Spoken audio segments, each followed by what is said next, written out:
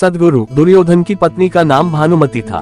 वो एक बहुत ही सुंदर लड़की थी और जब कृष्ण दुर्योधन के महल में मेहमान बनकर आए तब वो सिर्फ 17 साल की थी। दुर्योधन ने एक षड्यंत्र रचा जिससे कृष्ण को नशे की हालत में लाकर कोई वादा करा लिया जाए। उसने सभी तरह की व्यवस्थाएं की और इस बात का खास ख्याल रखा कि भोज में खूब अच्छी मात्रा में शराब भी हो।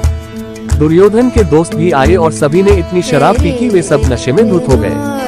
पर कृष्ण ने अपने आप को शांत रखा और वे हर किसी को खुश करते रहे। इस सारे हंगामे में भानुमति ने भी कुछ ज्यादा ही पी ली, जितनी वो पी सकती थी उससे भी ज्यादा। वो एक युवा लड़की थी और उसे इन चीजों की आदत नहीं थी, तो वो नशे में बहकने लगी। कुछ समय बाद सभी लोग बहकने लगे और चीजें काबू से बाहर जाने लगी। सद्गुरु दुर्योधन की पत्नी का नाम भानुमति था। वो एक बहुत ही सुंदर लड़की थी और जब कृष्ण दुर्योधन के महल में मेहमान बनकर आए तब वो सिर्फ 17 साल की थी। दुर्योधन ने एक षड्यंत्र रचा जिससे कृष्ण को नशे की हालत में लाकर कोई वादा करा लिया जाए।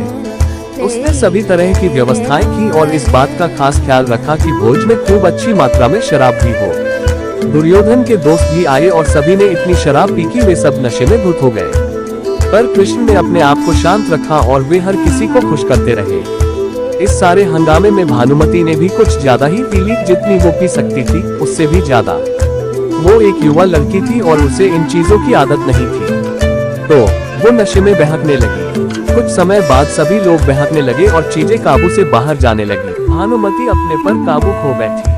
वो कृष्ण से लिप्ट गई और उनके लिए अपनी इच्छा प्रकट करने लगी। कृष्ण ने उसे किसी शिशु की तरह संभाला और वे समझ गए थे कि स्थिति खराब हो चुकी थी। वे समझ गए थे कि भानुमति अगर कुछ गलत कर बैठी तो बाद में संभाल नहीं पाएगी और हस्तिनापुर की रानी का गौरव कलंकित हो जाएगा। इसलिए कृष्ण उसको उठाकर महल के अंदर ले गए और उसकी सास गांधारी के कक्ष में जाकर उनके हवाले कर दिया। अगले दिन सुबह जब भानुमति को पता चला तो वो कृष्ण के प्रति सम्मान और कृतज्ञता से भर गई कि उन्होंने उसे बचा लिया था। तब से वो कृष्ण की भक्त